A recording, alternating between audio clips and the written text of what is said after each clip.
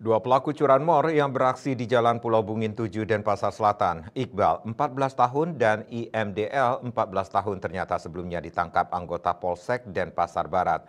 Kedua pelajar tersebut terlibat kasus pencurian di bengkel dan curanmor.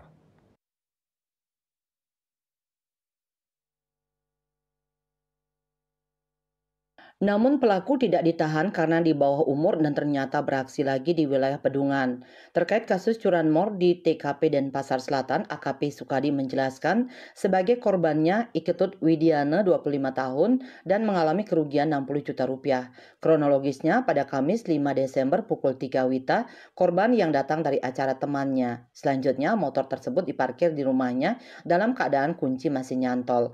Berselang 30 menit korban mendengar suara gonggongan anjing namun tidak menghiraukannya. Setelah menerima laporan kejadian itu, polisi bersama warga melakukan pencarian. Akhirnya diperoleh informasi jika motor korban melintas di seputaran Jalan Batanta Denpasar. Selanjutnya tersangka Iqbal berhasil ditangkap di rumahnya Jalan Batanta termasuk IMDLP Jumat 6 Desember pukul 2 WITA. Kedua pelaku lalu dibawa ke Polsek Denpasar Selatan.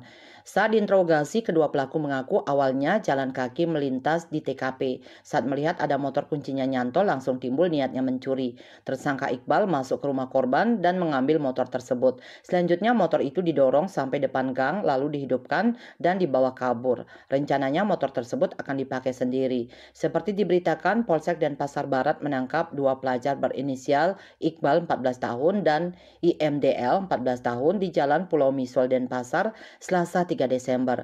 Pasalnya mereka terlibat kasus bobol bengkel di Jalan Imam Bonjol dan mencuri dua sepeda motor. Ternyata mereka tidak kapok dan beraksi lagi di wilayah Pedungan, Denpasar Selatan. Kertanegara Bali Post melaporkan.